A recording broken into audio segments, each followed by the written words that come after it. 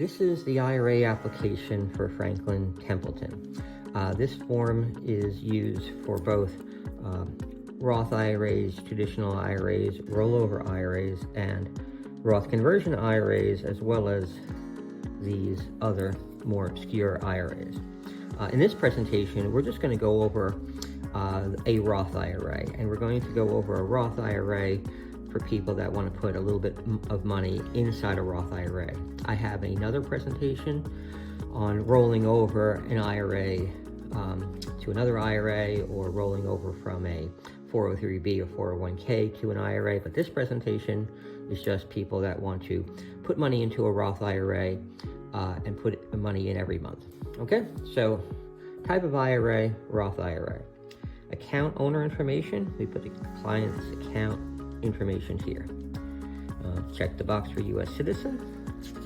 And the next page here is the beneficiary. Now there's two types of beneficiaries.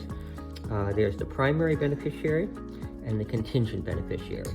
The primary beneficiary gets the money when the owner dies, and the contingent beneficiary gets the money when the owner and the primary beneficiaries die. Okay, so that's important to know. So I put all the information here, there. Okay, so that's that page.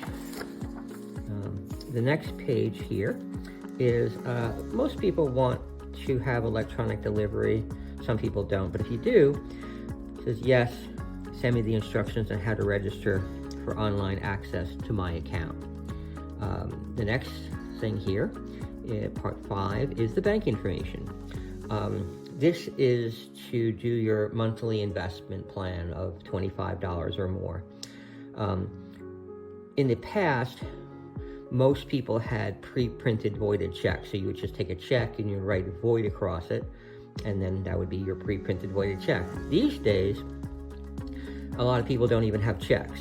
So they give 5 different options. A letter from the bank, a voided check, pre-printed checking deposit slip, enclosed pre-printed savings deposit slip, and use the enclosed personal investment check. Now, some people, they don't have any of these readily available. So what we encourage people to do, especially if it's a big bank, is just to put the routing and account number there. And about 70% of the time, Franklin Templeton can validate that banking information just based on the routing and account numbers. But it's always helpful to have these other things. But if it's a real inconvenience to get, try to put the routing and account number, and we might be able to validate it without all the other things. Okay, so next here is the method of investment, automatic investment plan. This is the fund selection. In this case, we just checked off the box. We put in the box Templeton Growth Fund, okay?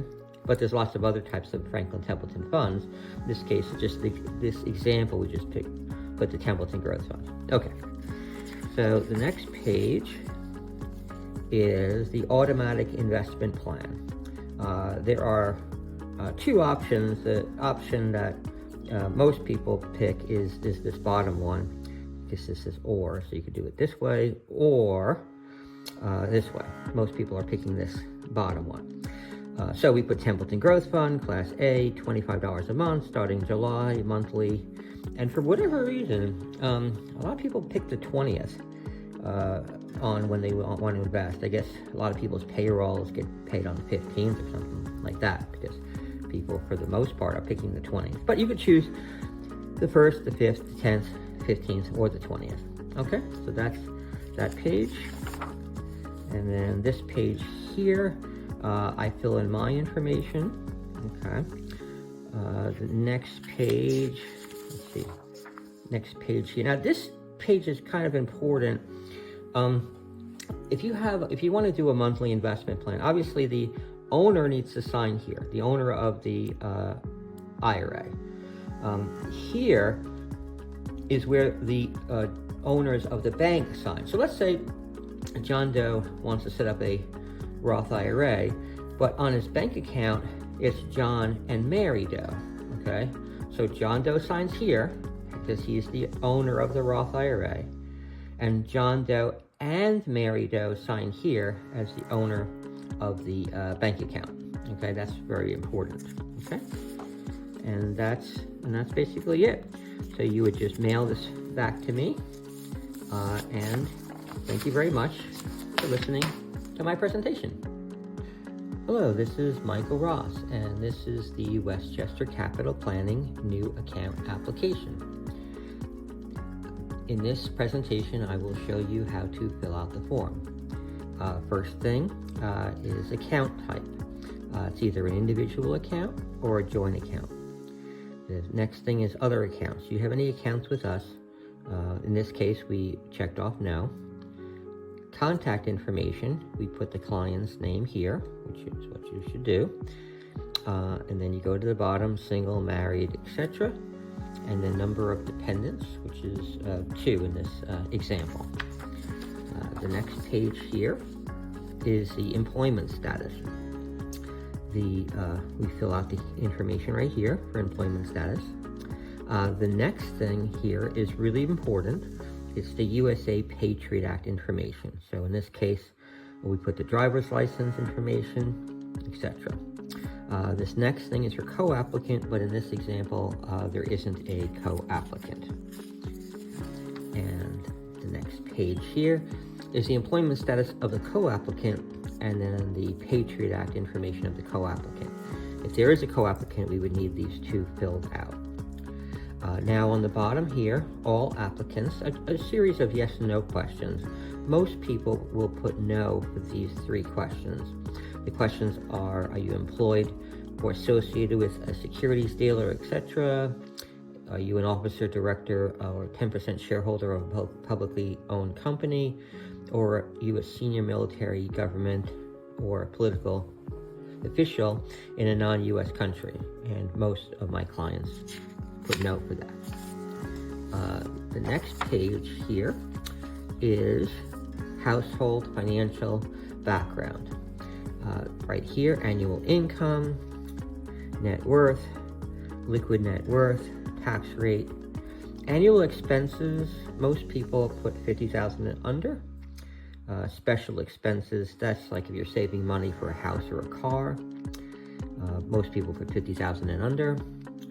Own house, value and length, and then time frame for special expenses. Again, if you're saving money for a house or a car, that is that. Okay. Now the next thing here, the investments in this account will be, in this case, we put roughly 1/3 to 2/3 of my financial portfolio. I plan to use this account for the following. In this case, we checked off partially fund my retirement, steadily accumulate wealth over the long term. The next thing, when is the earliest you expect to need funds from this account? We just put 3 to 5 years in this hypothetical example, which is that.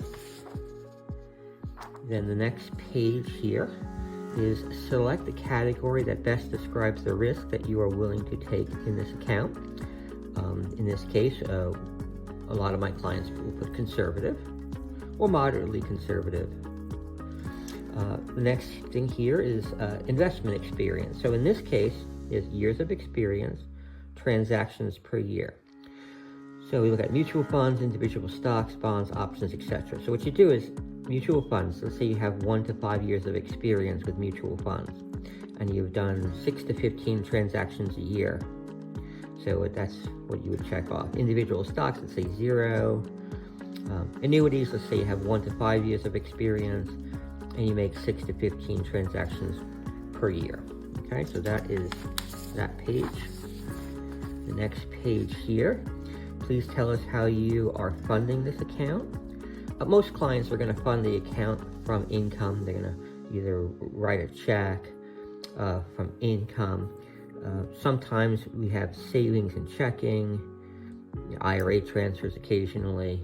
But usually if somebody's putting money in like every month, it'll be coming from income. Okay, so that's that page.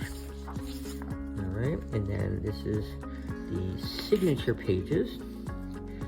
Mutual fund account signature page. So you sign right here, and then you initial, when you get the new account packet from me, You'll have a business continuity plan, a privacy policy, CRS form. You would have gotten a prospectus, reasonable alternative investment statement, and then obviously I would sign here. So the point of all of these forms is because the regulators want to know that I've done my due diligence in making sure that this investment is in your best interest and that it is suitable. And the only way I'll know if it's suitable and in your best interest is to gather some background financial information. Okay, thank you very much and have a nice day.